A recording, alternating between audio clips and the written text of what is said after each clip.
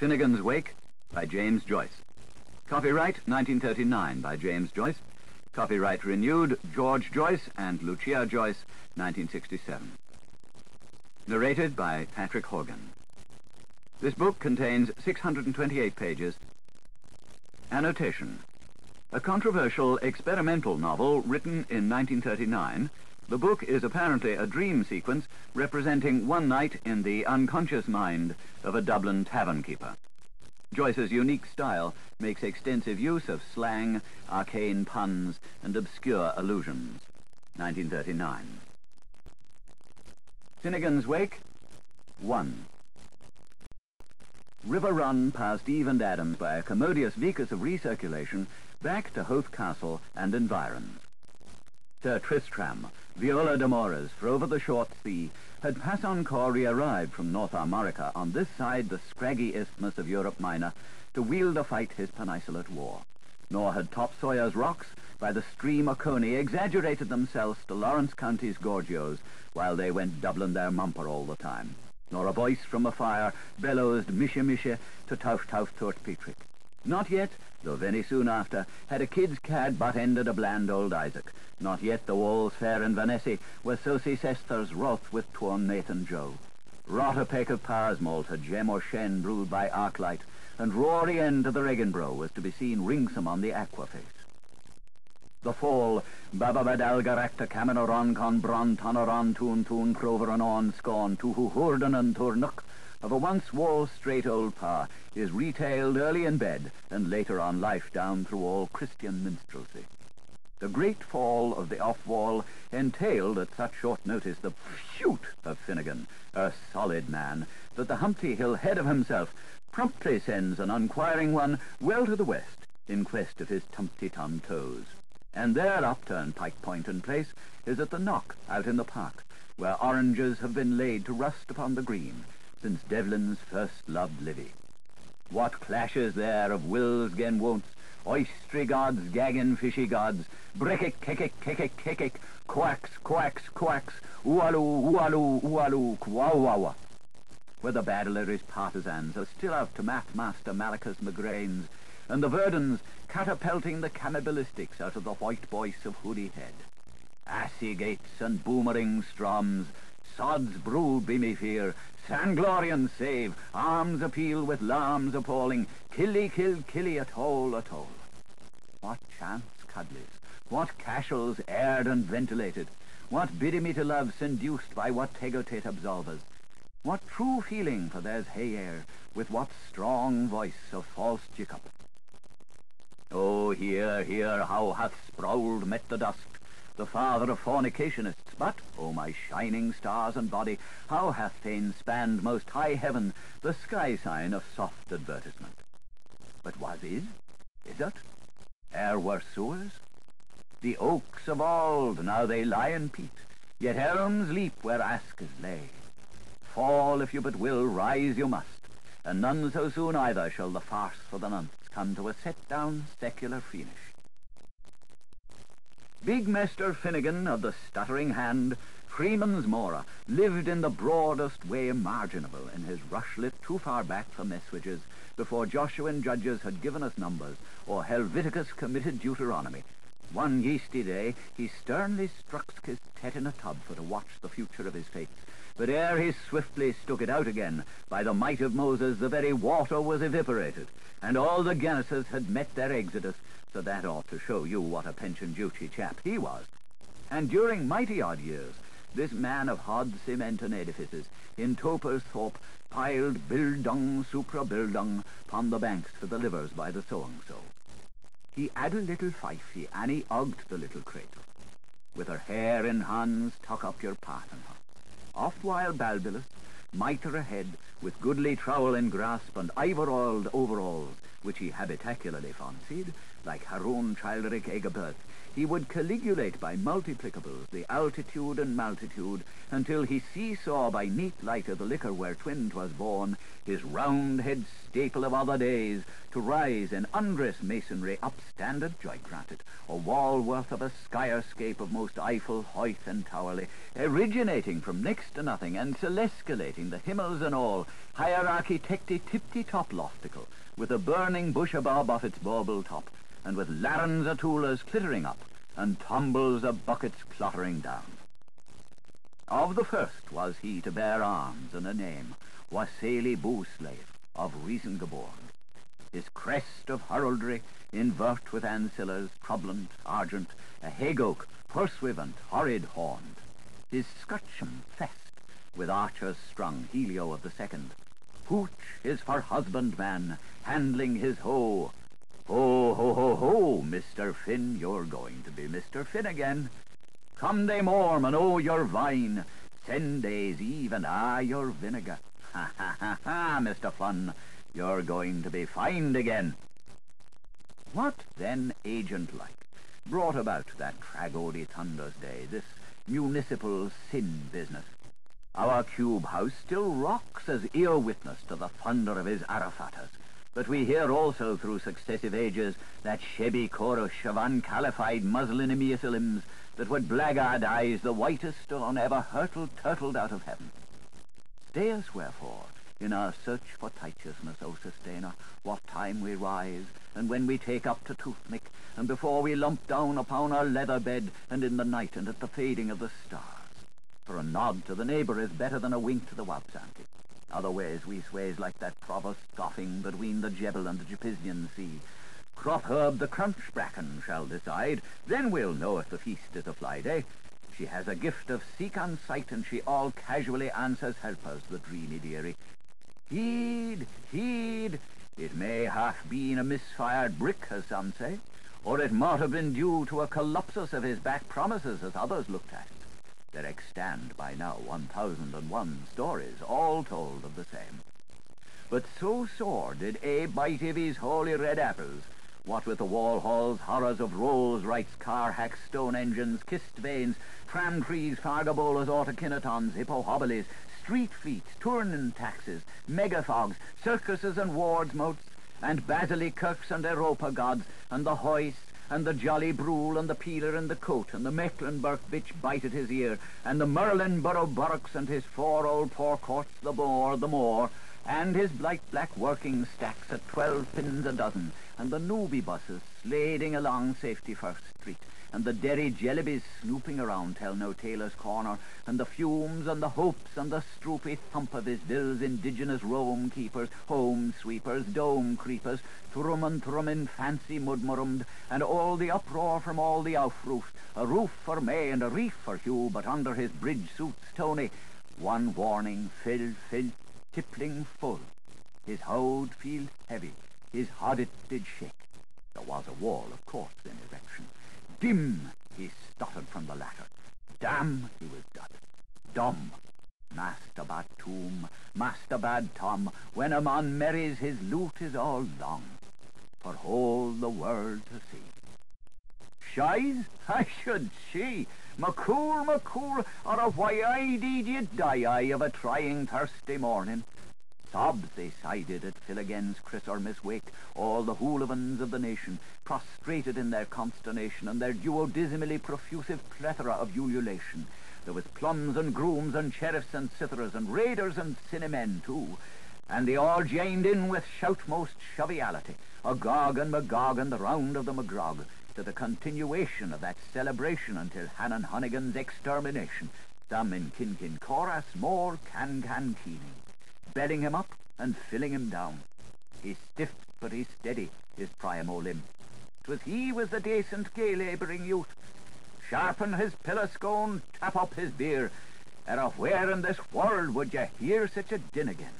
With their deep brow fundings and the dusty fidelios, they laid him broad on a lang last bed, with a bocalypse of Finnisky for his feet, and a barrel load of Genesis for his head. See the tootle of the fluid hang the twaddle of the fuddle though. Hurrah! There is but young leave for our globe wheels in view, which is tautologically the same thing. Well, him being so on the flounder of his bulk, like an overgrown babeling, let we peeps see at home. Well, CPG ought he ought platter plate. Hum.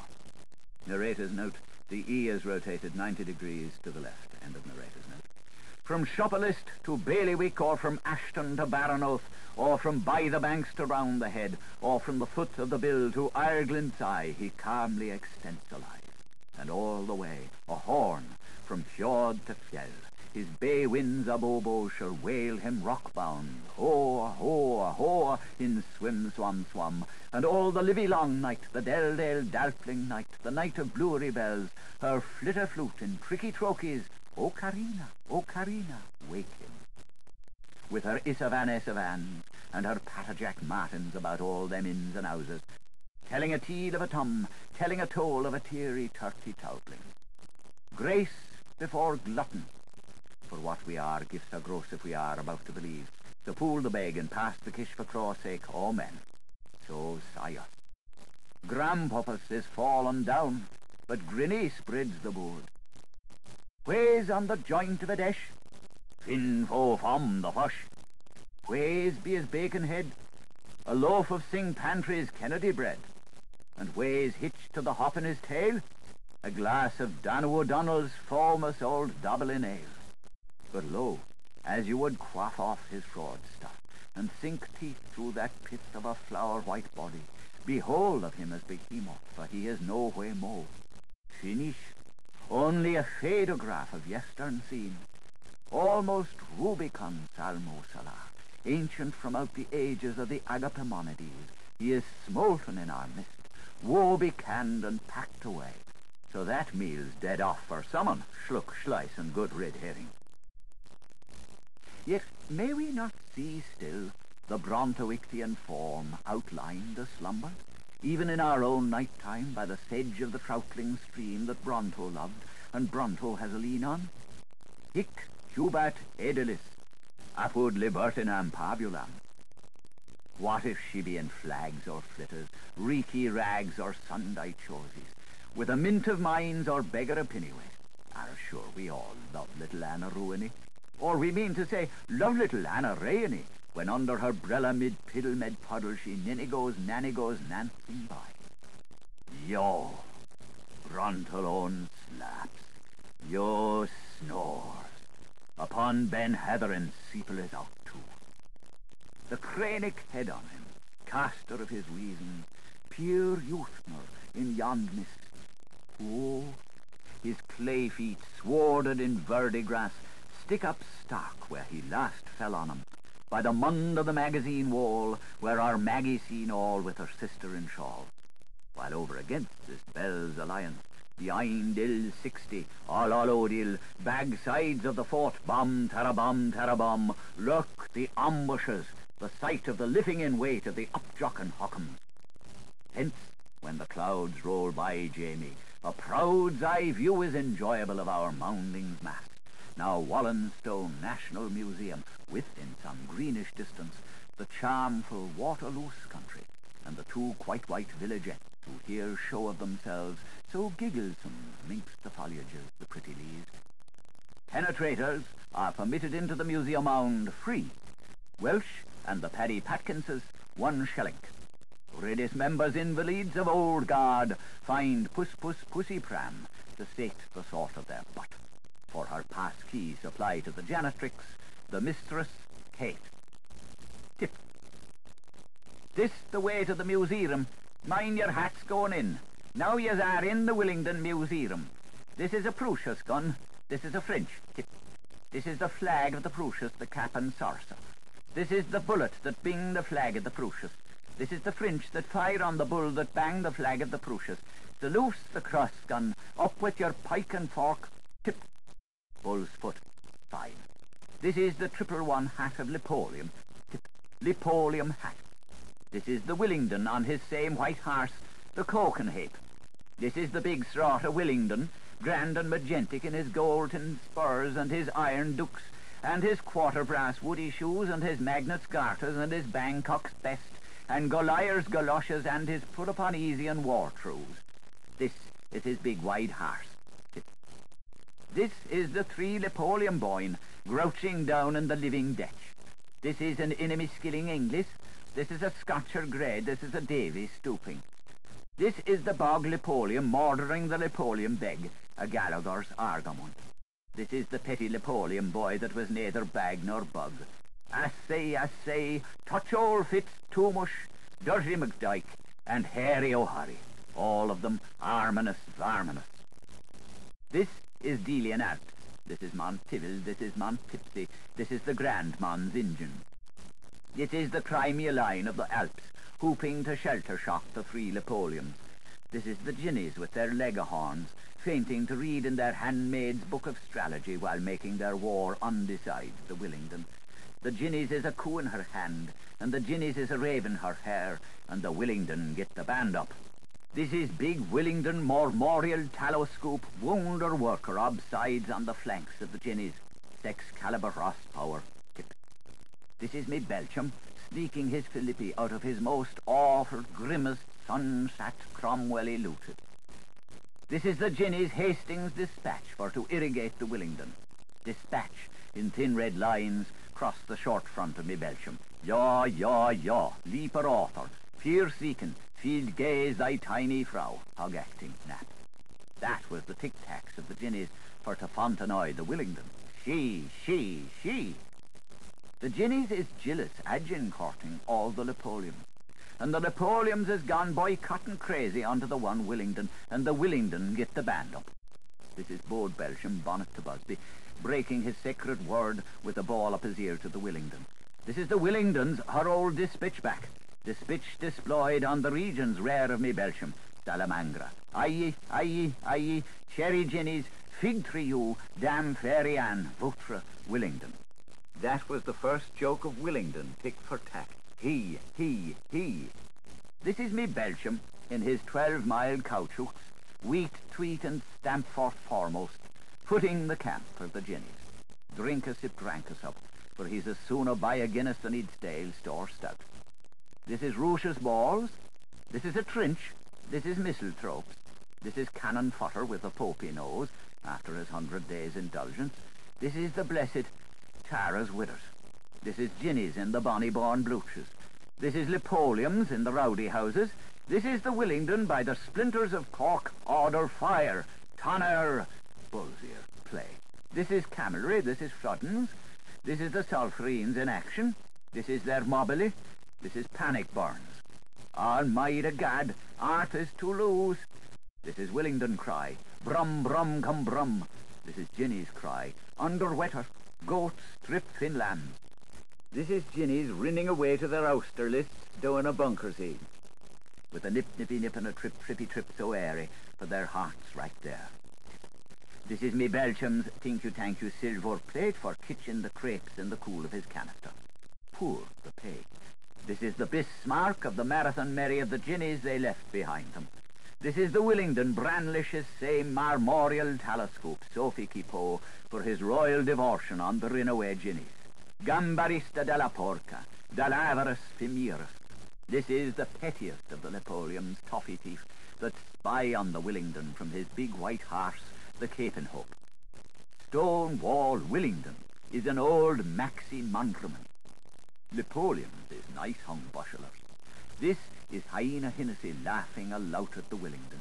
This is Lipstick Dooley krieging the funk from the Hennessy. This is the Hindu Shimar Shin between the Dooley boy and the Hennessy. Tip.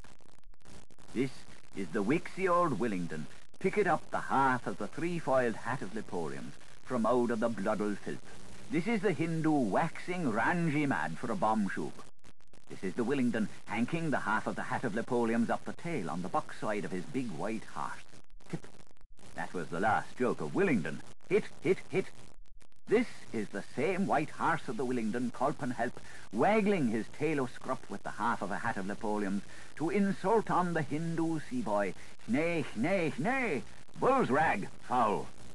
This is the sea-boy, Madras Hatteras, up jump and pump him, cry to the Willingdon, a pockaroo, pocker you rap. This is the Willingdon, Barnstable gentleman, tinders his max botch to the Corsican Shimar Shin. Bassucker you stead. This is the do for him, see boy. Blow the whole of the half of the hat of Napoleon's off of the top of the tail on the back of his big wide horse. Tip. Bullseye. Game. How Copenhagen ended. This way the Museyroom. Mind your boots going out. Phew. What a warm time we were in there, but how killing is here, the airabouts. We know where she lives, but you must not tell anyone for the lamp of Jiggalantern. It's a candle little house of a month and one windy, down a down, high down a down, and numbered quaintly mine. And such reasonable weather, too. The vagrant winds a waltz around the Piltdowns, and on every blasted nolly rock, if you can spot 50, I spy 4 more. There's that gnarly birdie gathering. A run a little, do a little, prie a little, pour a little, wipe a little, kicks a little, sever a little, eat a little, wine a little, ken a little, health a little, pelf a little, gnarly bird. A veritable land of bleak barred fields. Under his 7 roast shields lies one Lumpraw, his glove to side him, scud on toast. Our pigeons pair are flown for Northcliffe. The 3 of crows have flapped it suddenly, cracking of the battle to the quarters of that sky, whence tributes answer, well, 'tis well. She never comes out when thons on shower, or when thons flash with his nixie girls, or when thons blowing tomb cracks down the gales of Thun. No, Nubo, no, nebla son you sleep. Her would be too muchy a freet, of bury me leg and bind me rolling eyes, and all the deed in the woe. Fee, fo, fum. She just does hope till boys will be boys. Here, and it goes on to appear, now she comes, a peace bugle, a paradise bird, a peery pot mother, a pringle pick on the Alandiskippy, with peewee and powwows in beggy-baggy on her bicky-backy, and a flick-flask fleck-flinging its pixie-lighting packed humour Amy bows, picking here, pecking there, pussy, plunder pussy. But it's the Armitides tonight, Militapucos, and to morn we wish for a muddy Christmas to the minutia workers, and there's to be a gorge of truth for happiness childer everywhere. Come, Nebo me, and Suso sing the day we sally bright. She's borrowed the coacher's headlight, the better to pry. Who goes cute, goes shoker, and shoes her room. And all spoiled goods go into her knapsack. Cartridges and rattling buttons, nappies, spatties, and flasks of all nations, clavicures and scampulas, maps, keys, and wood piles of halfpennies, and moon-led brooches with blood-stained bricks in 'em, Boston night garters and masses of shoesets, and nickel axe and Fodor Michael and the lovely parson of Kate's, and howits of much ears and midgers and maggots, ills and ells with lofts of toffs and plurs of bells, and the last sigh that came for the hot Bucklied, and the fairest sin the sun saw, that's Cork, with kiss, Chris, cross Chris, kiss cross, on the live's end, slain. How beautiful and how true to wife of her when strangely forbidden to steal our historic presence from the past post-propheticals, so as to will make us all lordy heirs and lady maidesses of a pretty nice kettle of fruit. She is living in our midst of debt and laughing through all claws for us. Her birth is uncontrollable, with an apron for her mask, and her sabots kicking arias, so fair, so solid, if you'd ask me and I sack you. Ho, ho, Greeks may rise and Troisers fall, there being 2 sights for ever a picture, for in the byways of high improvidence that's what makes life worth leaving, and the world's a cell for sitters to sit in. Let young women run away with the story, and let young men talk smooth behind the butler's back. She knows her night's duty while Luntum sleeps. Did you save any tin, says he. Did I what? With a grin, says she. And we all like a married Anne because she is mercenary. Though the length of the land lies under liquidation, flute, and there's ne'er a hair-brown or an eye-bush on this glabrous face of her shuft water welter. She'll loan a vesta and hire some peat, and sarch the shores her cockles to heat, and she'll do all a turf woman can to piff the business on, puff, to puff the blaziness on, puff, puff. And even if Humpty shall fall, frumpty times as awkward again, in the beard's bosom of all our grand remonstrances, there'll be eggs for the breakers come to mourn him, sunny side up with care. So true is it that there where's a turnover the tay is wet too, and when you think you catch sight of a hind, make sure that you're cocked by a hin. Then, as she is on her behaviourite job of quain and spandy, fruiting for firstlings and taking her tithe, we may take our review of the two mounds, to see nothing of the himples, here as at elsewhere, by sixes and sevens, like so many Hegels and Collins, sitting around, scent breeched and some-pot reek in their swish-a-wish satins and their taff-taff tights, playing Wharton's Folly at a tree party on the planko in the park. Stand up, Mickos! Make strake for Minners! By order, Nicholas Proud. We may see and hear nothing, if we choose, of the short-legged Bergens off Cork Hill, or the Bergamoors of Arbour Hill, or the Bergagambles of Summerhill, or the Bergen Sellies of Misery Hill, or the country-bossed Bergwans of Constitution Hill, though every crowd has its several tones, and every trade has its clever mechanics, and each harmonical has a point of its own, Olafs on the rise, and Ivors on the lift, and citrix places between them. But they are all there, scraping along, to sneeze out a likelihood that will solve and salve life's robulous rebus, hopping round his middle like kippers on a gridlow, as he lays dormant from the macro-borg of Hold Hard to the micro-berg of Pied de Poudre. Behold this sound of Irish scent. Really? Here English might be seen. Royally? 1 sovereign pund to Peterly pence. Regally? The silence speaks the scene. Fake. So this is Jublong? Hush. Caution. Echo land.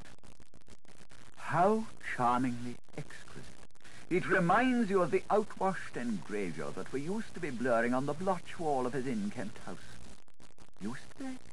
I am sure that tiring shabber-shoveler with the musical chocolate box, Myrie Mitchell, is listening. I say, the remains of the outworn grave-muir where used to be blurried the tormens of the incubus. Used we? He is only pretending to be stugging at the Jubilee harp from a second existed listener, Fiery Farrelly. It is well known. Look for himself and see the old but new Dublin. W-K-O-O.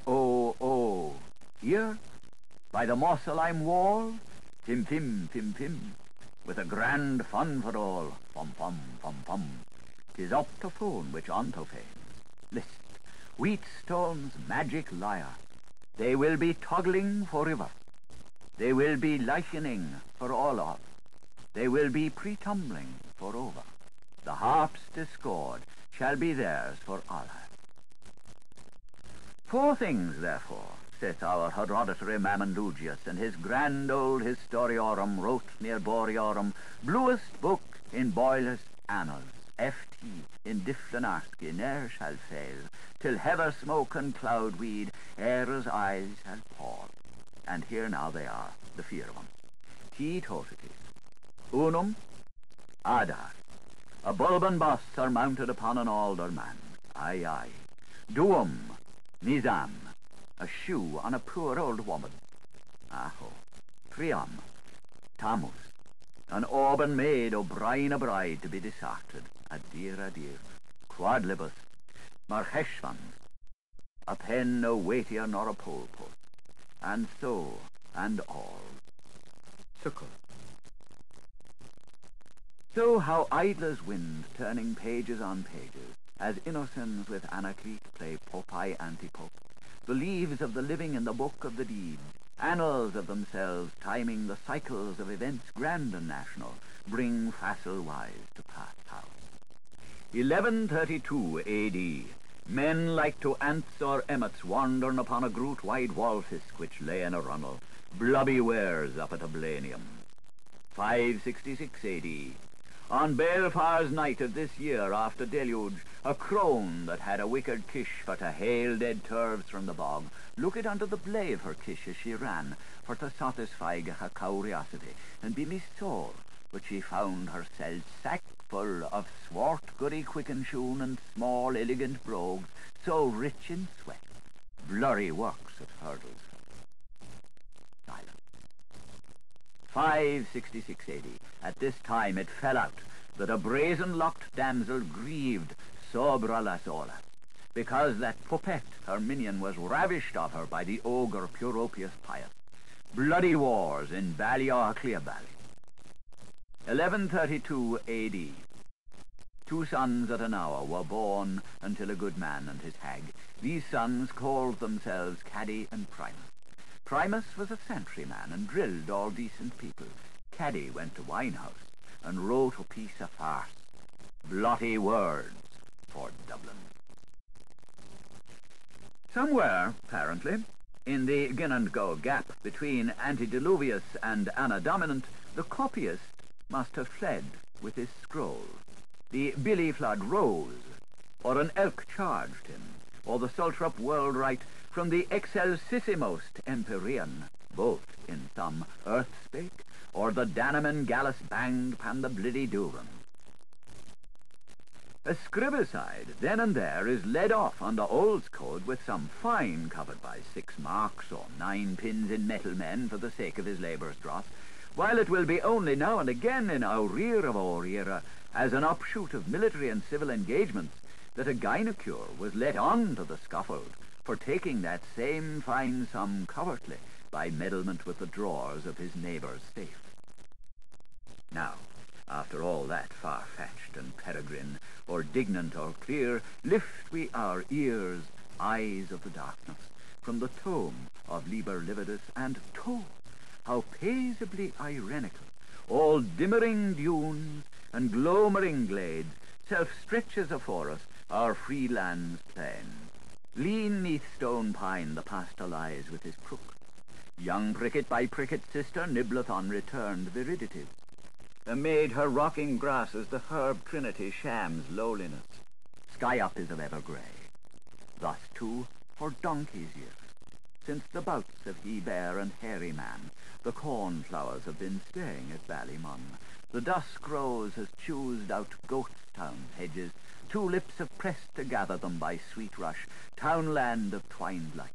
The white thorn and the red thorn have fairy gayed the May valleys of Knockmaroon, and though for rings round them, during a Kiliad of periheely gangs, the Fomorians have brittled the tooth of the Danes, and the Oxman has been pestered by the firebugs, and the joints have thrown up jerry-building to the Kevinses, and little on the green is Child's father to the city, year, and laughed years, these pack-sealing buttonholes have quadrilled across the centuries, and whiff now waft to us, fresh and made of all smiles, as on the eve of Killarhoo. The babblers with the thangers vain have been, confusium hold them, they were and went. Tigging togs were, and hoon hymn song toms were, and comely norgels were, and polyfool fiancé. Men have thawed, clerks have sursur hummed. The blonde has thought of the brune, else kiss thou may mean Kerry Piggy. And the dunkle dames have counted with the hellish fellows, who ails tongue coddo, a space of dumble silly? And they fell upon one another, and themselves they have fallen. And still now a nights, and by nights of yore, do all bold floras of the field to their shy fawn lovers say only, cull me ere I wilt to thee, and but a little later, pluck me whilst I blush. Well may they wilt marry, and profusedly blush betrothed, for that saying is as old as the howits. Lave a whale a while in a wheelbarrow, isn't it the truth I'm telling you, to have fins and flippers that shimmy and shake. Tim Timmy can timter tamting tam, flippity, fleepow, hop.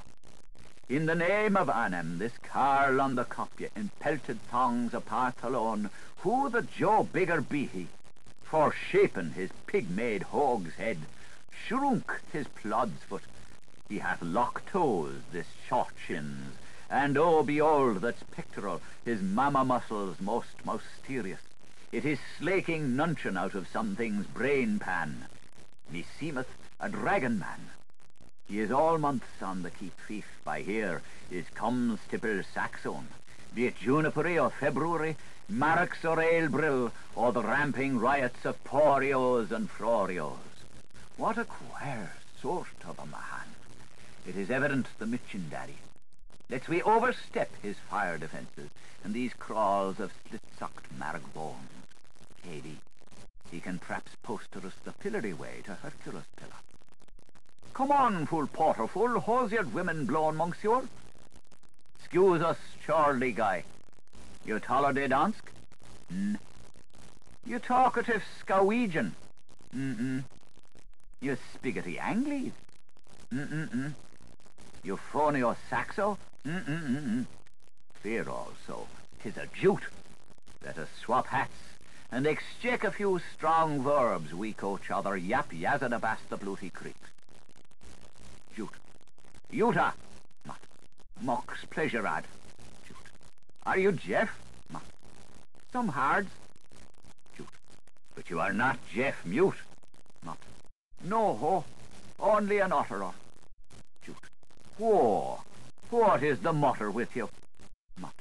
I became a stomach. Jute. What a horrible thing to because how Mutt? Mutt. I put the butter starred. Jute. Who is Poddle? Wherein? Mutt. The inns of Clontarf, where used ought to be he. Jute. You that side your voice are almost inedible to me. Become a bit skin more wiseable as if I were you. Mutt. Has it? Hesitancy? Or buru usurp. I trample from wrath in my minds when I remember him. Jute. One eye gone black. Bison is bison. Let me for all your hesitancy cross your qualm with trinket. Here have silvern coin, a piece of oak, guineas, I's good for you. Mutt. Louis, how wouldn't I not know it, the intelligible great cloak of Cedric's silky shag, cade mealy faulty rices for one Dublin bar, old Grillsy Growlsy.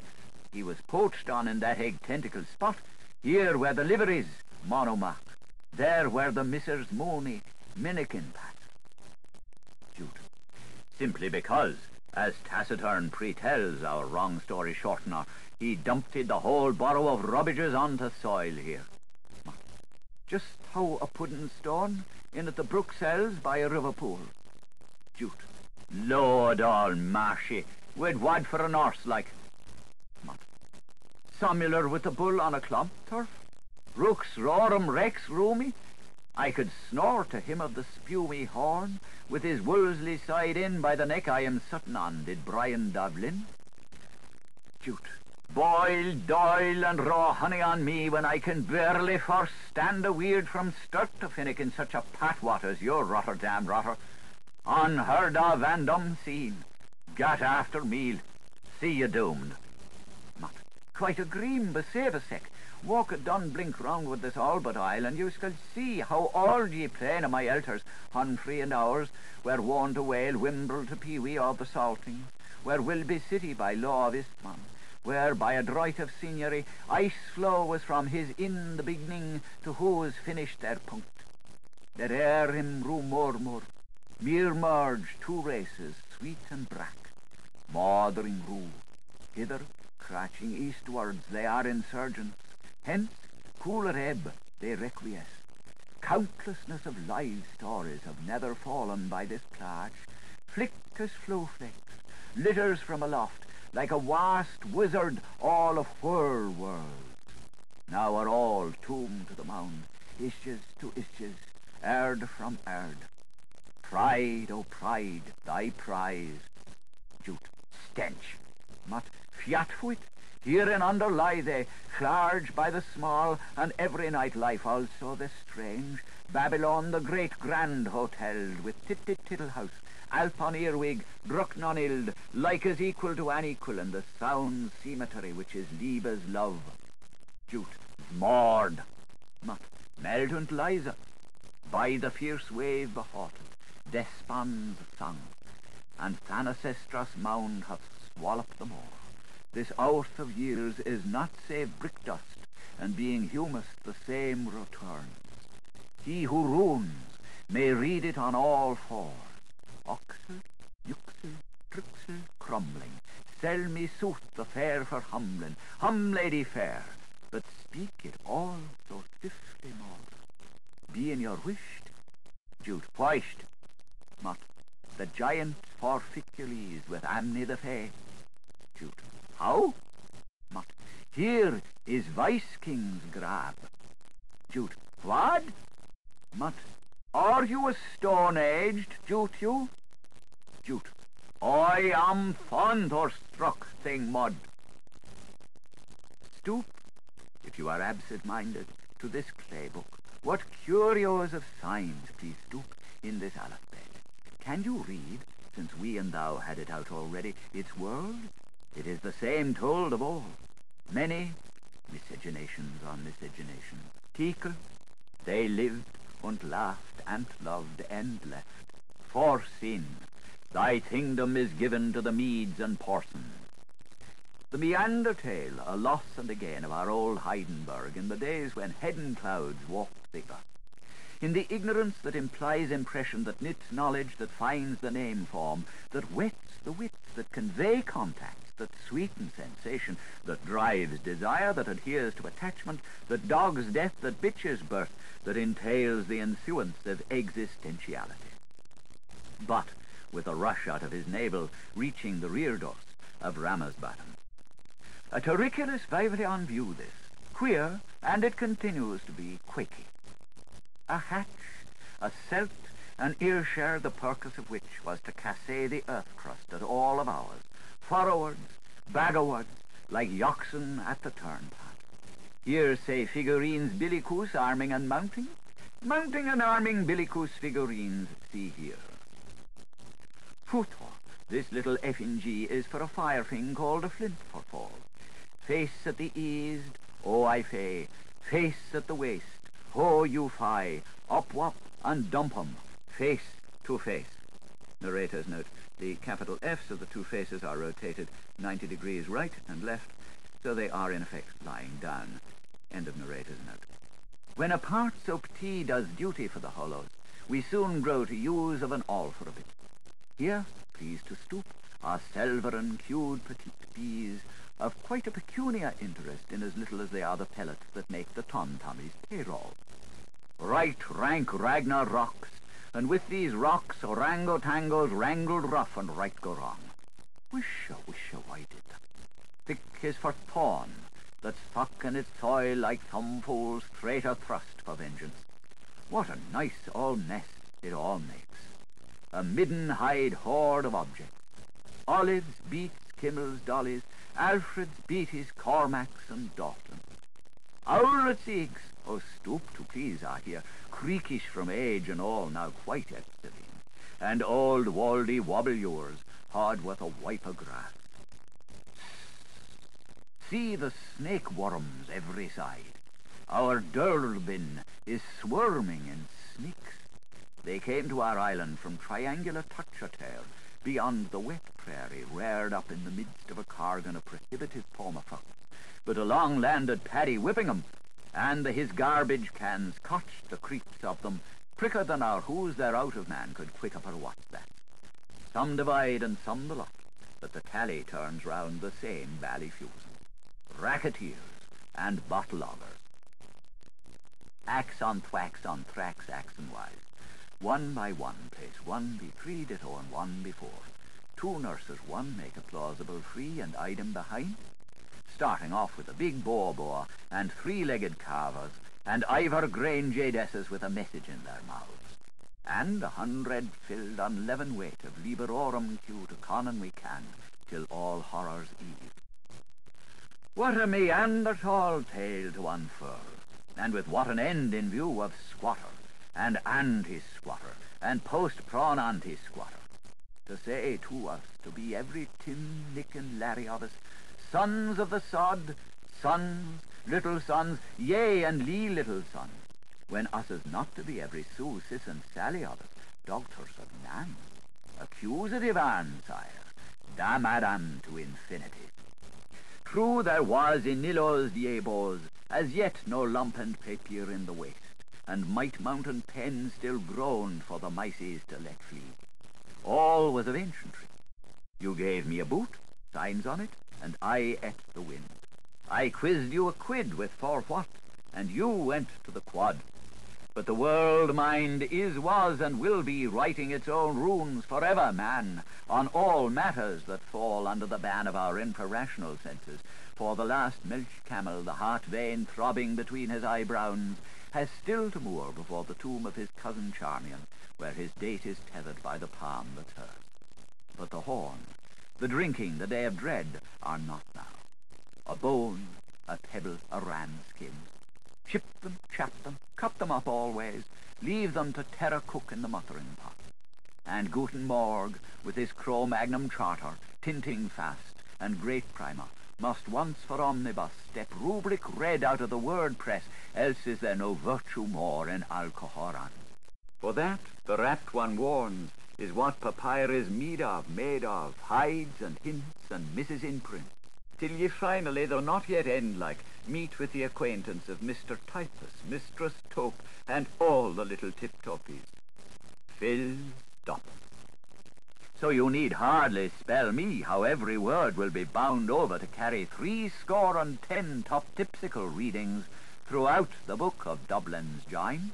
May his forehead be darkened with mud, who would sunder, till Dalet Mahomahuma, who oped it, closeth thereof the door. Cry not yet. There's many a smile to Nundum, with city maids per man, sir, and the park so dark by kindle light. But look what you have in your hand, Seth. The movables are scrawling in motions, marching, all of them ago in pit-pat and zing-zang, for every busy earwig's a bit of a Tory tale to tell. One's upon a time, and two's behind their lettuce leap, and three's among the strubbly beds. And the chicks picked their teeth, and the donkey he began. You can ask your rat if he believes it. And so Curry me only wallops at heave. That one of a wife with faulty barnets, for then was the age when hoops ran high, of a noark and a chop wife, of a pomful grave and a family of levity, or of golden youths that wanted gelding, or of what the mischievness made a man do.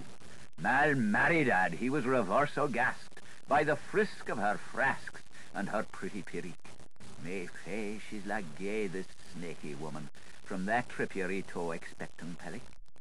Veil Valentine eyes, she's the very best Winnie blows nae on good. Flew in, flew on, ho. So it's sure it was her, not we. But lay it easy, gentlemen, we are in rearing of a Norwig, so weeny, beeny, teeny. Come, they sing, at whist if ye mute. Listen, I am doing it.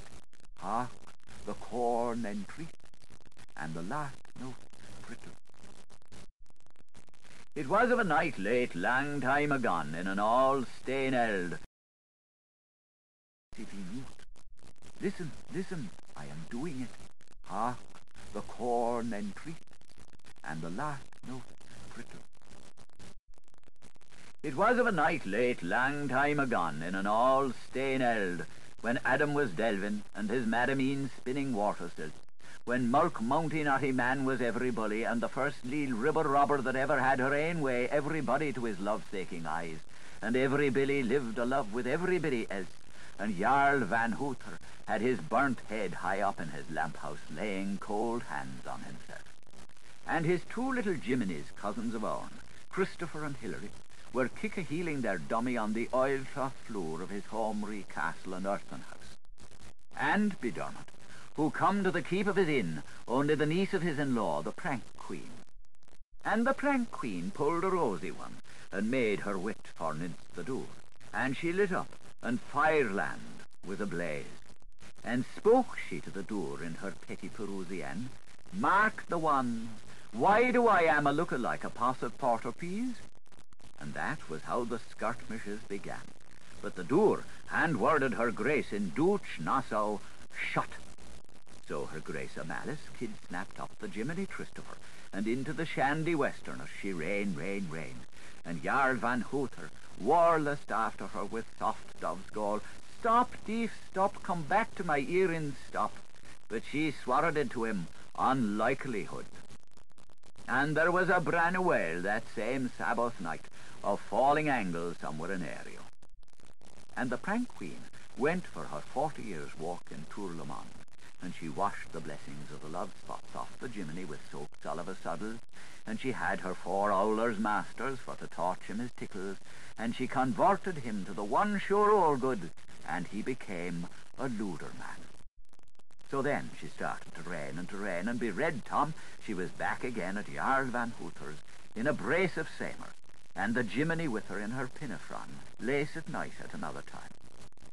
And where did she come but to the bar of his Bristolry? And Jarl Van Hoother had his berth all a bruised heels, drowned in his cellar moth, shaking warm hands with himself, and the Jiminy Hillary and the dummy in their first infancy were below on the tear sheet, ringing and coughing like brother and sister. And the Prankquean nipped a paly one, and lit up again, and red cocks flew flackering from the hill coast. And she made her witter before the wicked, saying, "Mark the why do I am a looker like 2 pots of porter peas?" And "Shut," says the wicked, hand-wording her majesty. So her majesty a forethought, set down a Jiminy and took up a Jiminy, and all the lily path ways to woman's land she rain, and Jarl Van Hoother bleated at her with a loud fine gale, "Stop, Dom, stop, come back with my earrings, stop." But the Prankquean swallowed it, "I'm liking it." And there was a wild old granuale that Lawrencey night of star shootings somewhere in Ario.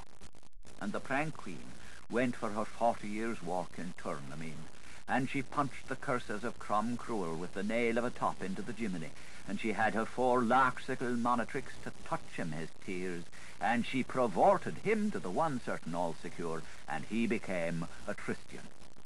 So then she started raining, and in a pair of changers, bedommed her, she was back again at Jarl Van Hoother's, and the Larry Hill with her under her Abramet. And why would she halt at all, if not by the ward of his mansion home of another nice lace for the 3rd charm? And Jarl Van Hoother had his hurricane hips up to his pantry box, ruminating in his whole 4 stomachs, "Dare, oh dare." And the Jiminy tougher trees and the dummy were below on the water cloth, kissing and spitting and roguing and poguing like knave paltry and naive bride, and in their 2nd infancy. And the Prankquean picked a blank and lit out, and the valleys lay twinkling. And she made her wittest in front of the archway of Triumph, asking, "Mark the tryst, why do I am a looker like 3 pots of porter peas?" But that was how the skirmishes end up. For like the Campbells a-coming with a forklance of lightning, Jarl Van Hooterbone urges himself, the old terror of the dames, came hip-hop handy-hap out through the pike-opened archway of his 3 shuttened castles, in his broad ginger hat, and his civic collar, and his alabuff hemd, and his bull-bragging Saxon gloves, and his Ladbroke breeks, and his catgut bandolier, and his fur-framed penuncular combat, like a rud-yelling Groovleen orange man in his violet indigo nation, to the whole length of the strength of his bowman's bill. And he clopped his rude hand to his easy hitch, and he ordered, and his thick sput spoke for her to shut up shop, dappy. And the duppy shut the shutter clup, for cod husker and bargruai gok gorley or grum gremit gunda thummathon or a diddly fay tiddly bummel a knockin', and they all drank free. For one man in his armour was a fat match always for any girl's undershirt. And that was the first piece of alliterative poetry in all the flamin' floody flatuous world, how Kirsty the Tyler made a sweet unclose to the Narwhelian captain. So far shalt thou see between ye and me. The Prankquean was to hold her dummyship, and the Jiminies was to keep the peace wave, and Van Hoother was to get the wind up. Thus the hearsomeness of the burgher felicitates the whole of the polis. O Phoenix culprit, ex nihilo malo comes Michaelmas bonum. Hill, rill, ones in company, billeted, let's be proud of, breast high and bestride. Only for that these will not breathe upon Noronison or Irenian, the secrest of their socialosness. Quare silex, pomfri noantro? Undigentian festines, Livia noantro? Vulcan cap is on him, frowned. O diurient he would eavesdrip, were it mouse at hand, were it din of bottles in the far ear. Murk, his veils are darkling. With lips she lifteth to him all the time a touch on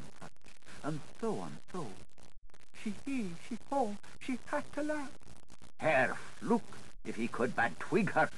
Impalpabant he appears. The sound waves are his buffet ears. They tromp him with their trumps. The wave of Rory, and the wave of Hoosht, and the wave of Ha-Ha-Hord, and the wave of Never Heed Them Horse Luggers and Little to Mine, landlocked by his neighbour mistress, and perpetrified in his offspring, sabes and suckers, the moaning pipers could tell him to his taste back, the loathly one whose lobe we are devourers of, how but for his hold halibut, or her to her powdered puff, the lip-a-lip one whose lipe we drink at, how biff for her tiddy wink of a windfall, our breed and washer givers, there would not be a holy spire on the town, nor a vestal flouting in the dock, nay, to make plain of owls, nor a ewe nor an eye to play cash in Novo Nilbud by swamp light, nor a tool at all, a noddy hint to the conveying. He dug in and dug out by the skill of his tilt, for himself and all belonging to him, and he sweated his crew beneath his auspice for the living, and he earned his dread, that dragon Boland, and he made louse for us and delivered us to Barweevils amain, that mighty liberator, on fu chicta Uruvukru, and begad he did our ancestor most worshipful, till he thought of a better one in his window's house, with that blush mantle upon him from ear's end to ear's end, and would again could whispering grasses wake him, and may again when the fiery bird disembers, and will again, if so be sooth by elder to his younger shall be said. Have you wines for my wedding? Did you bring bride and bedding? Will you whoop for my deading, is it? Wake, usquid born, and a muck'n drowl, did you drink me door now? Now be easy, good Mr. Fenimore, sir, and take your leisure like a god on pension, and don't be walking abroad. Sure you'd only lose yourself in Heliopolis now, the way your roads in Capilavasta are that winding there after the Calvary, the Northumbrian, and the Fibbs Barrow, and the Wadlings Raid, and the Bower Moor, and wet your feet, maybe, with the foggy dews abroad, meeting some sick old bankrupt, or the Cotterick's donkey with his shoe hanging clanketa chanketa, or a slut snoring with an impure infant on a bench. 'Twould turn you against life, so 'twould. And the weather's that mean, too. To part from Devlin as hard as Nugent knew, to leave the clean tangles from one lushier than its neighbour enfranchisable fields, but let your ghost have no grieving. You're better off, sir, where you are, crime-signed in the full of your dress, blood-eagle waistcoat and all, remembering your shapes and sizes on the pillow of your baby curls under your sycamore by the Keld water, where the Tories' clay will scare the varmints, and have all you want, pouch, gloves, flask, bricket, kerchief, ring and amberella, the whole treasure of the pyre, in the land of souls with 4 min, and Broin Baroque and Pol or Lonan and Nobucket Nosler and the Genghis Khan.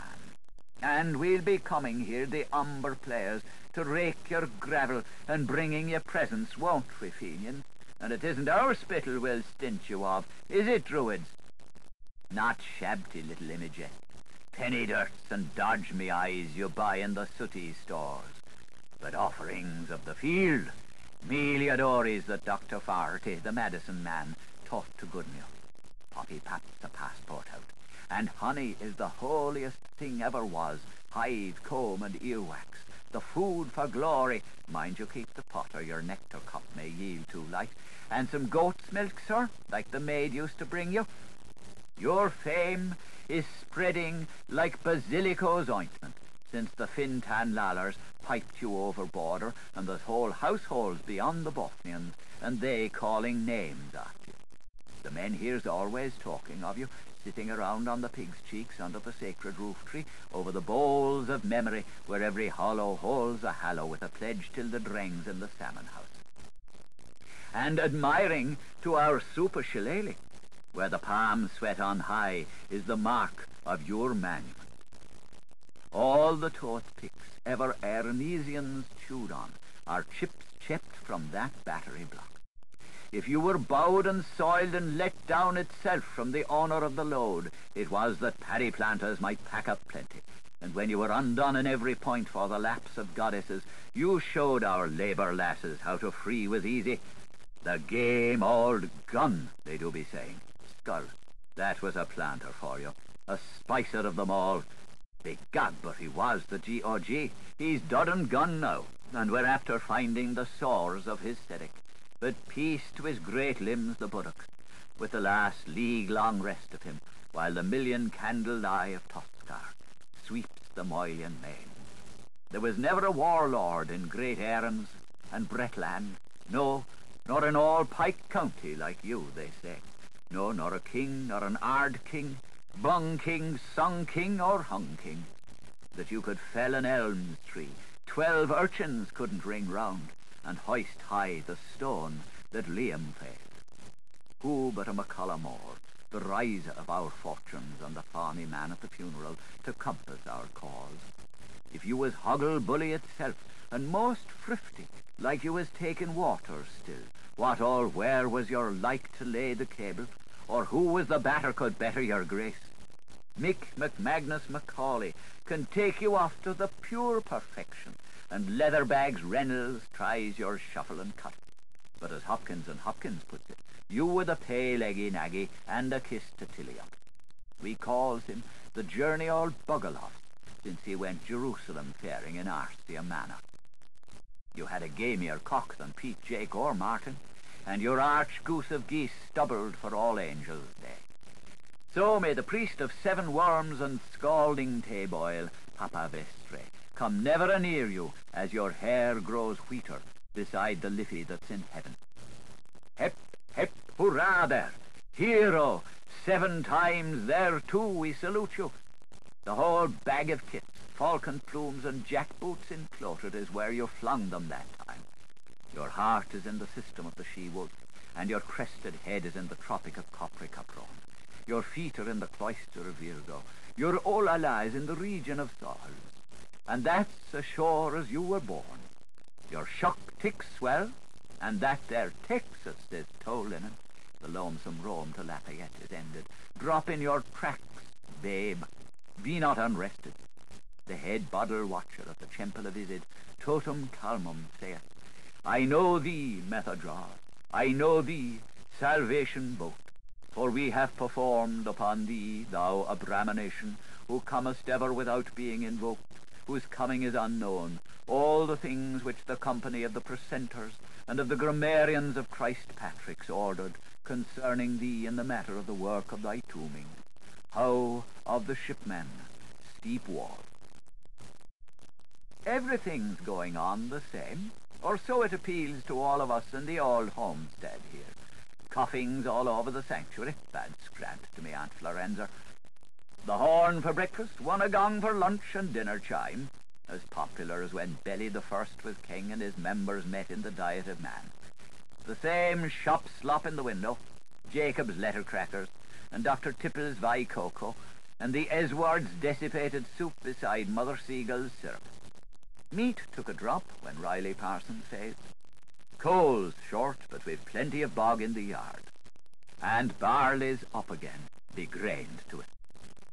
The lads is attending school lessons regular, sir, spelling bees' knees with hatatensi and turning out tables by mud application. All for the books, and never pegging smashes after Tombo Glassarse or Timmy the Tosser. 'Tis rarely the truth, no, isn't it, Roman Catholics? You were the double-jointed janitor the morning they were delivered, and you'll be a grand for yet entirely when the right hand seizes what the love arm knows.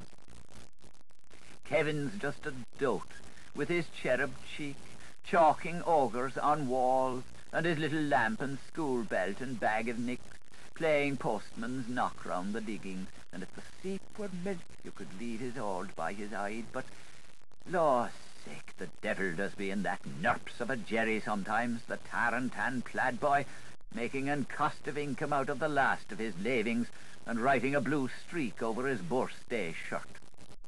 Hetty Jane's a child of Mary. She'll be coming, for they're sure to choose her, in her white of gold, with a torch of ivy, to rekindle the flame on Felix Day. But Essie Shanahan has let down her skirts. You remember Essie in our Luna's convent? They called her Holly Mary. Her lips were so ruddy berry, and Pia de Purabelle when the Red Miners riots was on about her. Were I a clerk designate of the Williams Woods manufacturers, I'd poster those pouters on every jam in town. She's making her rep at Lanner's twice nightly, with the tabarine tam-tammers of the whirligig McGee's. Beats that cachucha flat. 'Twould dilate your heart to go. Easy now, you decent man, with your knees, and lie quiet, and repose your honour's lordship. Hold him here, Ezekiel Irons, and may God strengthen you. It's our warm spirits, boys, he's spooring. Demetrius O'Flanagan, Cork, that cure for the Clontarf is. You swamped enough since Portobello to float the Pomeroy. Fetch me here, Pat Coy, and fetch no you, Pam Yates. Be neither angst of Ramowich. Here's Lumbos, where mist is swaddlem, where mischiefs lodge none, where mysteries pour kind on, oh sleepy. So be it. I've an eye on queer bein', and old Kate and the butter, trust me. She'll do no juggly-wuggly with her war souvenir postcards to help to build me Muriel tippers. I'll trip your traps. Assure there. And we put on your clock again, Sir Folio. Did or didn't we, share stutterers? So you won't be up a stump entirely, nor shed your remnants. The stern wheel's crawling strong. I seen your missus in the hall, like the Queen of Air. It's herself that's fine too, don't be talking. Shirks then. You story and Harry chap, long o' me Harry chap, story and grass woman, plenty good trout. Shakes hand. Dibble a hayfork's wrong with her, only her legs at Sally.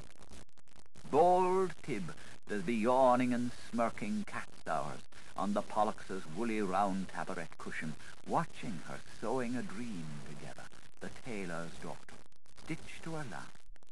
Or, while waiting for winter to fire the enchantment, decoying more nesters to fall down the flue. It's an avalanche that blows no pussy food. If you only were there to explain the meaning best of men, and talk to her nice of gold and silver, the lips would moisten once again, as when you drove with her to Findrenny Fair. What with reins here and ribbons there, all your hands were employed, so she never knew was she on land or at sea, or swooped through the blue like Earwicker's bride. She was flirtsome then, and she's fluttersome yet. She can second a song and adores a scandal when the last post's gone by. Fond of a concertina and pears passing when she's had a 40 winks for supper after cane cannon and abbly dimpling, and is in her Merlin chair assotted, reading her evening World, to see is it smarts, full length, or swaggers. News, all the news. Death a leopard, kills fella in Fez, angry scenes at Stormont. Still a star with her lucky and going aways. Opportunity fair with the China floods, and we hear these rosy rumours. Ding-tams, he noise about all same Harry chap. She's seeking her way, a chuckle, in and out of their serial story, Les Loves of Selska et Pervenche, freely adapted to the no-virgin Ziv. There'll be bluebells blowing in salty sepulchres the night she signs her final tear. The end. But that's a world of ways away, till Tracklaw's time. No silver ash or switches for that one, while flattering candles flare. Anastasis, how are you? Worth her waist in the noblest, says Adams and Sons, the would-pay actioneers. Her hair's as brown as ever it was, and wivy and wavy. Repose you now, fin no more. For, be that same sake-sib substitute of a hooky salmon, there's already a big, roddy ram lad at random on the premises of his haunt of the 100 Bordels, as it is told me, shop illicit, flourishing like a Lord Major or a boa be bom, letting flop a dead lop a loose to leave it lifting a ben branch yard along Ivoy on the breezy side for Shaun. The height of Brewster's chimney, and as broad below as Phineas Barnum, humping his share of the shouters, is sinking on him, he's such a grandfather, with a pocked wife in pickle that's a fly fire, and 3 lice-nittle clinkers, 2 twilling bugs, and 1 midget pucelle. And either he cursed and recursed, and was ever seen doing what your four-footless saw. Or he was never done seeing what you cool pigeons know. Weep the clouds a boon for smile-down witnesses, and that'll do now about the fairy he's and the fraily she's. So esset fibble it to the zephyro, and arts a zoom it round her heaven forever. Creator, he has created for his creatured ones a creation. White monothoid, red theatrocrat, and all the pink prophets cohaletting? Very much so, but however 'twas, 'tis sure for one thing what Sheriff Torah voucher for, and Map Kick makes put out, that the man, hum the Chiefna-esque, overseen as we thought him, yet a worthy of the name, came at this time-coloured place, where we live in our parochial firmament, one tied on another, with a bum-rush and a hull of a wherry, the twin-turbine dow, the bay for dibbling, this archipelago's first visiting schooner, with a Wicklow pattern waxen wench at her prow for a figurehead, the Dead Sea dugong dripping from his depth, and has been repreaching himself like a fish-mummer these 60 years ever since, his shebby by his shide, ardie and aid, growing whorish under his turban, and changing cane sugar into cetulo starch, tutut sex twin, as also that bat in the bulky hood he bloats about when inebriated. Our old offender was humile, commune, and insectuous from his nature, which you may gauge after the by-names was put under him in lashons of languages, on in suit and praisers be, and totalizating him, even hamis him of him that he, sober serious, he is he, and no counter he, who will be ultimately responsible for the hubbub caused in Edinburgh.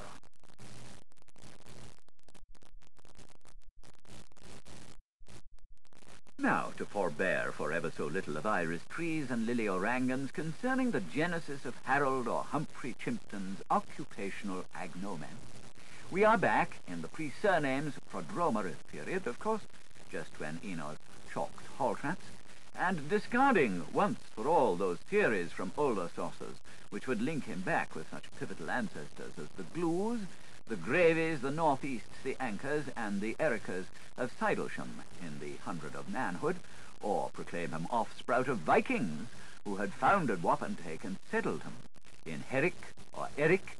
The best authenticated version, the Dumlat, read the reading of Hofed ben Edda, has it that it was this way. We are told how in the beginning it came to pass that, like cabbaging Cincinnatus, the grand old gardener was saving daylight under his redwood tree one sultry Sabbath afternoon, hag Chivichat Eve, in pre-fall paradise peace, by following his plough for rootles in the rear garden of Mob House, ye old Marine Hotel, when royalty was announced by Runner to have been pleased to have halted itself on the high road, along which a leisure-loving dog-fox had cast, followed also at a walking pace by a lady pack of cocker spaniels. Forgetful of all, save his vassals, plain fealty to the ethnarch, Humphrey, or Harold, stayed not to yoke or saddle, but stumbled out, hot-faced as he was, his sweatful bandana loose from his pocket-coat, hasting to the forecourts of his public inn to pee, surcingle, solar scarf and plaid, +4s, puttees, and bulldog boots, ruddled cinnabar with flagrant marl, jingling his turnpike keys, and bearing aloft amid the fixed pikes of the hunting party a high perch atop of which a flower pot was fixed, earthside hoist with care. On his Majesty, who was, or often feigned to be, noticeably long-sighted from green youth, and had been meaning to inquire what, in effect, had caused yon causeway to be thus potholed, asking substitutionally to be put wise as to whether paternoster and silver doctors were not now more fancied bait for lobster trapping, honest, blunt Haromfreld answered in no uncertain tones very similarly, with a fearless forehead. "No, your maggers, we're just a catching on ton bloggy airwoggers."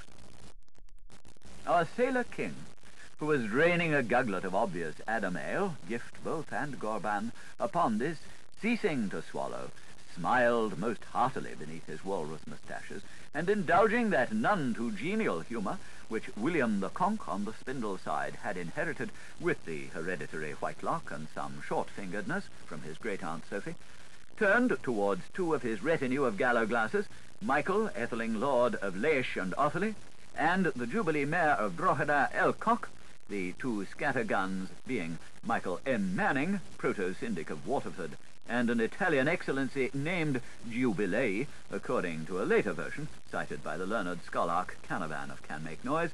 In either case, a triptychal religious family, symbolizing puritas of doctrina, business per usuals, and the perchy patch of hamlock where the paddish praties grow, and remarked dulcely, "Holy bones of St. Hubert! How our red brother of poor Ingrania would audibly fume, did he know that we have for Sir Trusty Bailiwick a turnpiker, who is by turns a pike bailer no seldomer than an earwigger. For he kinned John Peel with his court so grey, and his haunts in his house in the morning." One still hears that pebble-crusted laughter, jappy-jap cheery-cherily, among the roadside tree the Lady Home Patrick planted, and still one feels the emossive silence of the cladstone, a ledgy-belling, "I've me's outside born." Comes the question, are these the facts of his nomine-gentilization, as recorded and accoladed in both or either of the collateral andropolmorphic narratives? Are those their fata, which we read in Sibylline between the fas and its nefas? No dung on the road? And shall Nohomaya be our place like? Yea, Molochi, our kingable Khan? We shall perhaps not so soon see. Pink ponks that bail for seeks a license where come scepters with centaurs stay. Bear in mind, son of Hokmah, if so be you have Metheg in your midness, this man is mountain, and unto changeth doth one ascend.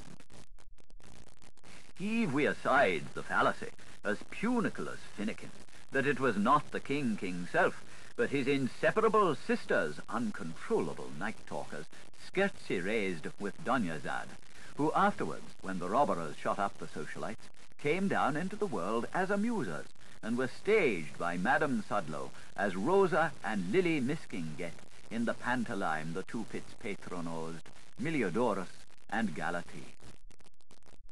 The great fact emerges that after that historic date, all holographs so far exhumed, initialed by Haromfre, bear the sigla H.C.E.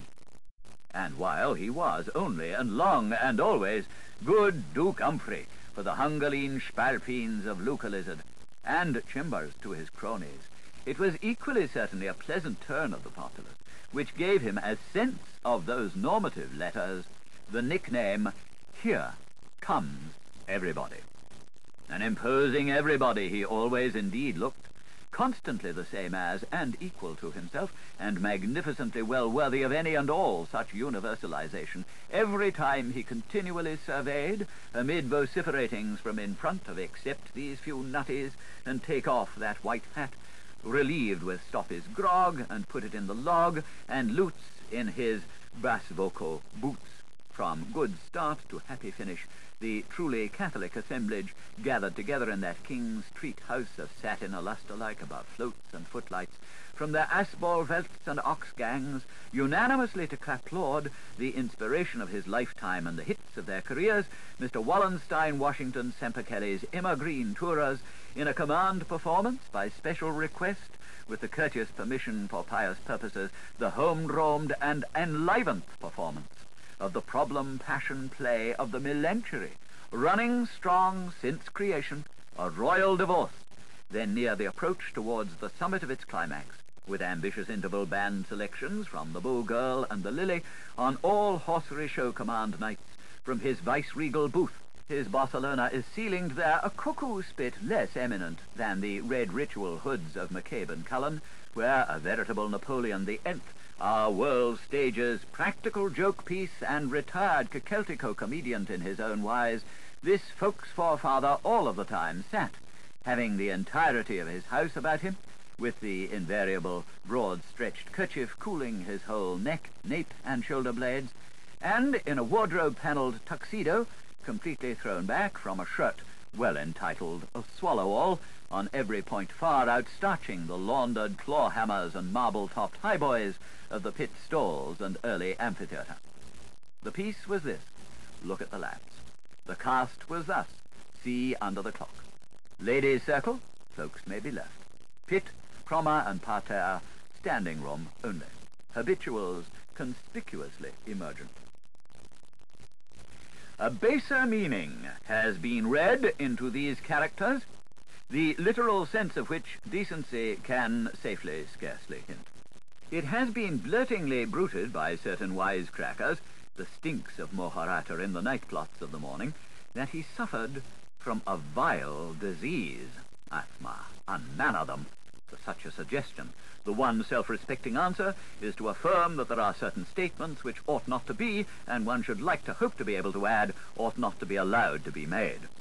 Nor have his detractors, who, an imperfectly warm-blooded race, apparently conceive him as a great white caterpillar, capable of any and every enormity in the calendar recorded to the discredit of the Juke and Kerikek families, mended their case by insinuating that, alternately, he lay at one time under the ludicrous imputation of annoying Welsh Fusiliers in the People's Park. Hey, hey, hey, hock, hock, hock, Fawn and Flora on the Lee love that little old jock. To anyone who knew and loved the Christ-likeness of the big, clean-minded giant H.C.E. Earwicker throughout his excellency-long vice-regal existence, the mere suggestion of him as a lust-sleuth nosing for trouble in a booby-trap rings particularly preposterous. Truth, beard on profit, compels one to add that there is said to have been quondam, fuit, some case of the kind, implicating, it is interdum believed, a quidam. If he did not exist, it would be necessary, quoniam, to invent him, about that time stambouling around Dumbeling in leaky sneakers with his Tark record, who has remained topantically anonymous, but, let us hew him, Abdullah Gamalaksaksky, was, it is stated, posted at Malins at the instance of watch warriors of the Vigilance Committee, and years afterwards, cries one even greater, Ibid, a commender of the frightful, seemingly unto such as were Sulhan sated, cropped head, fiat, waiting his first of the month Frood's turn for that choppa kabak salikubi on the old house for the charge hard, roach haddocks off Hawkins Street. Lo, you blondie liar, Gob's seen you in the market place, and she what's eateth our home defileth these boils. There's a cabful of bash indeed in the omer of that meal. Slander, let it lie its flattest, has never been able to convict our good and great, and no ordinary Southron Earwicker, that homogeneous man, as a pious author called him, of any graver impropriety than that advanced by some Woodwards or Regarders, who did not dare deny the Shomers that they had chinted, chintam, chinchintafid that day consumed their soul of the corn, of having behaved with ungentlemensky immodus opposite a pair of dainty maidservants in the swooth of the rushy hollow, whither also the two gown and pinners pleaded Dame Nature in all innocency had spontaneously and about the same hour of the eventide sent them both, but whose published combinations of silken-lane testimonies are, where not dubiously pure, visibly divergent as wapped from wept, on minor points touching the intimate nature of this, a first offence in vert or venison, which was admittedly an incautious, but at its wildest a partial exposure, with such attenuating circumstances, Garthen gaddeth green, where Soakman brideth girling, as an abnormal St. Swithin summer, and Jesse's Rosa Sharon, a ripe occasion to provoke it. We can't do without them. Wives, rush to the rescuers. Of man will to man when led is the lull. Zesid Zarkadem, Villa Pleach, Valla Pluck. Fick up for flesh Nelly, El Mundo Nov, Zole Flen. If she's a Lilith, full early, Pauline allow, and mailers abushed, keep black, keep black. Guiltless of much laid to him he was, clearly, for once at least, he clearly expressed himself as being with still a trace of his erstwhile burr, and hence it has been received of us that it is true. They tell the story, an amalgam as absorbing as calcium chlorides and hydrophobe sponges could make it, how one happy-go-gusty Ides of April morning, the anniversary, as it fell out, of his first assumption of his birthday suit, and rites in appurtenance to the confusioning of human races, ages and ages after the alleged misdemeanor, when the tried friend of all creation, Tigerwood Roadstaff to his stay, was billowing across the wide expanse of our greatest park in his caoutchouc kepi and great belt and hide-in sacks, and his Blaufunks fustian, and Ironsides jackboots and bag-o'-fat gaiters, and his rubberized Inverness, he met a cad with a pipe. The latter, the luciferant, not the aureolate, who the odds are is still berting dagabout in the same straw bamer, carrying his overgoat under his shoulder, sheep side out, so as to look more like a country gentleman, and signing the pledge as gaily as you please, hardily accosted him with Guinness Thortool and Jew me dinner Oselfin. A nice how-do-you-do in pool black at the time, as some of our old dazers may still tremblingly recall, to ask could he tell him how much o'clock it was that the clock struck, had he any idea by cock's luck as his watch was Brady's. Hesitancy was clearly to be evitated, execration as cleverly to be onysoid.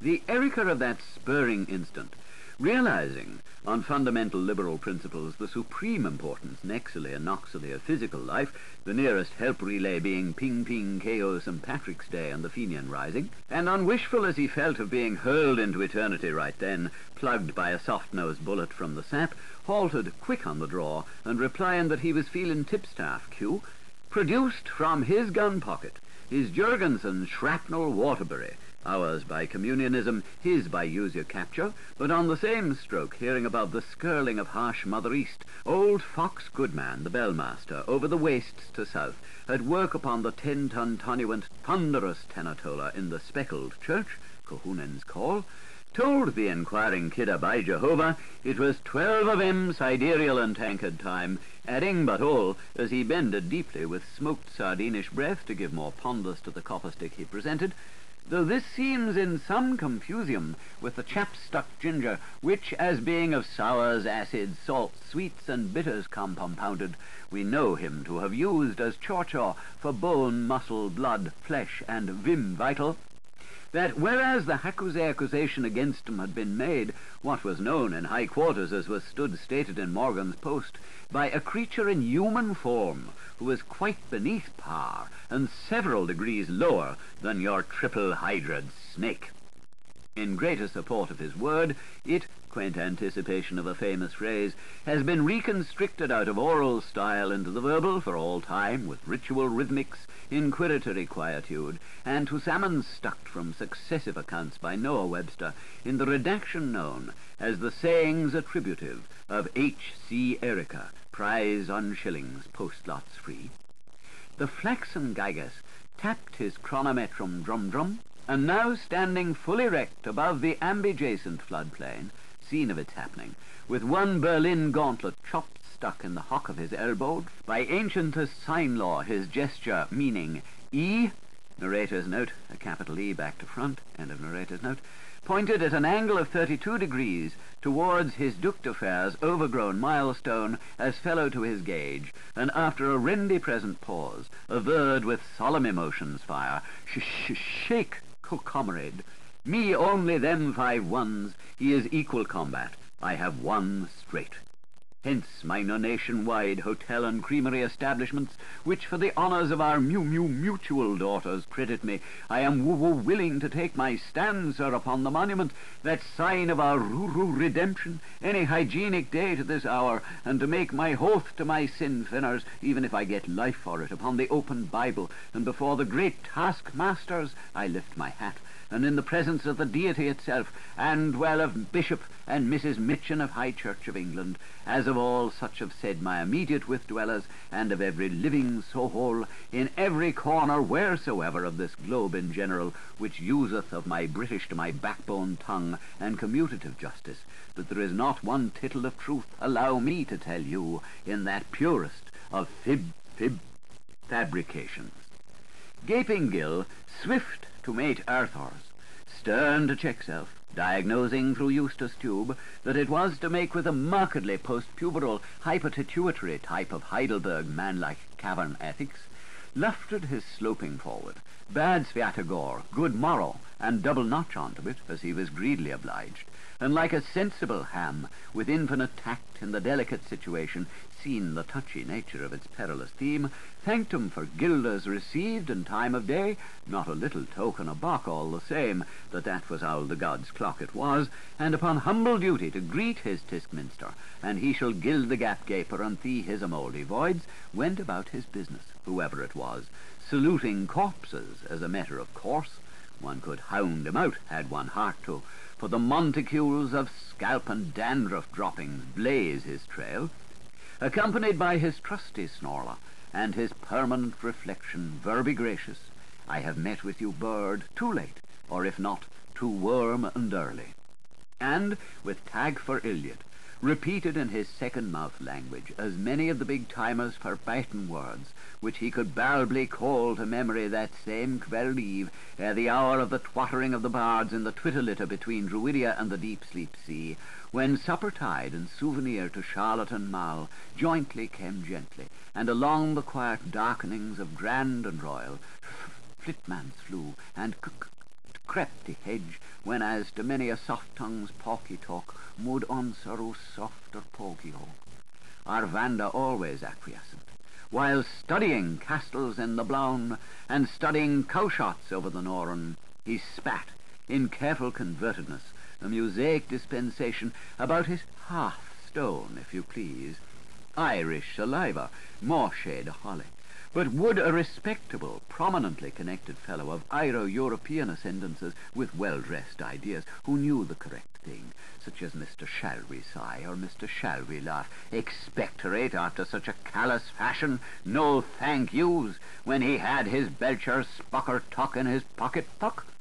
News fed with his tockets, after having supped of the dish sodden pottage which he snobbishly dabbed peach Bombay. It is rawly only Luke and Pook and Pilsen pie, which she knows, which senaft and peepered him. A supreme of excelling peas, boiled under Minshog's milk into white malt wine sour, a proviant the little bilker hoarsely relished chappet in the Sneville season, being as fain out as your rat wi' fennel. And on this celebrating occasion of the happy escape, for a crowning of pot valiance, this regional platter, Benjamin of Buoys, with a Spolish olive to middle point its zenith, was marrying itself, porco grasso, arabusked very deluxiously, with a bottle of Finis Brewery 98, followed for second nuptials by a peace porter grand cur, of both of which cherished table lights, though humble the banquet, 'tis a layman's farewell, he obdurately sniffed the cobweb-crusted corks. Our cad's bit of strife, me, Bernice Maxwelton, with a quick ear for spittoons, as the aftertale hath it, glaned up as usual, with domestic husbandry. No Persicks and Armelians for thee, Pomeranzia. But slipping the clave in her claw, broke of the matter among 111 others in her usual curtsy. How faint these first vespers womanly are, a secret pispigliando, amid the laverty den of their man-talker. The next night nudge one, as was Hedgesippus over a huppachee, her eyes dry and small, and speech ticklish because he appeared a funny colour, like he couldn't stood the old hens no longer, to her particular reverend, the director, whom she had been meaning in her mind primarily to speak with, hush, intra, just a thimblespoon, trusting between coupled lips and Annie Laurie promises, may she never have esna kerry puddin' come hon enough for her peckle bitchin'. But the gospel, so delivered in his epistolier, buried teetostally in their Irish stew, would go no further than his Jesuit's cloth.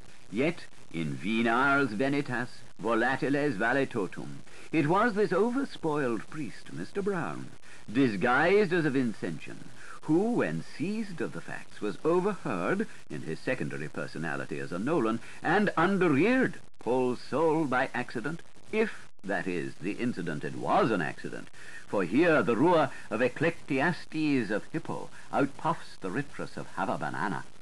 To pianissime, a slightly varied version of Crooked Rib's confidentials, what Mère Aloise said, but for Josephine's sake, hands between her hands in fealty sworn, my braver best, my frowr, and to the strains of the secret of her birth hushly pierced the ruby end or elm of one Philly Thurnston, a lay teacher of rural science and orthophonetics, of a near stout figure, and about the middle of his 40s, during a priestly flutter for safe and sane bets at the hippic run fields of breezy Baldoyle on a date WW goes through the card, easily capable of remembrance by all pickers up of events national and Dublin details, the doubles of Perkin and Pollock, Pier and Prole, when the classic Encourage Hackney plate was captured by two noses in a stable-cloth finish, ek and neck, some and none, evelo nevelo, from the cream coat bold boy Cromwell, after a clever getaway by Captain Chaplain Blunt's Row Hinny St. Dalloch, drummer coxswain on the picked third, at breakneck odds, thanks to you, great little, bonny little, porty little Winnie Widger, you're all their nappies, who in his never-ripped modern purpula cap was surely leagues unlike any other phantom weight that ever topped our timber maggies.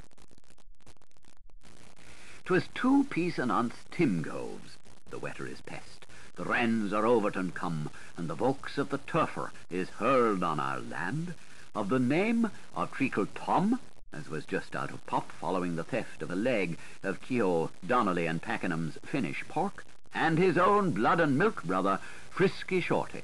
He was, to be exquisitely punctilious about them, both Shorty and Frisky, a tipster come off the hulks, both of them awful poor, what was out on the bum around for an oofbird game for a Jimmy a Goblin or a small thicken, as chanced, while the Seaforths was making the colleen ball, to ear the passon in the motor clubber make use of his law language, edzo, on touching the case of Mr. Adams, what was in all the Sundays about it, which he was rubbing noses with, and having a gurgle of his own along of the butty bloke in the specs. This Treacle Tom, to whom reference has been made, had been absent from his usual wild and woolly haunts in the land of counties capellines for some time previous to that. He was, in fact, in the habit of frequenting common lodging-houses, where he slept in a nude state, hail fellow with meth, in strange men's cots.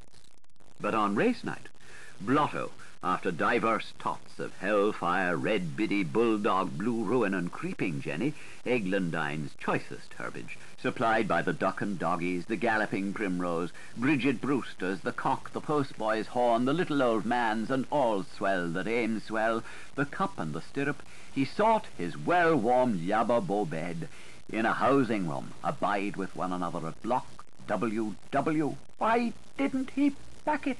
Pump Court the liberties, and what with multipuke on voltipuke, re-snored alcoherently to the burden of I come, my horse delayed, nom, the substance of the tale of the evangelical bussy and the Russin Urbian, the girls, he would keep calling them, for the collarette and skirt, the sunbonnet and carnation.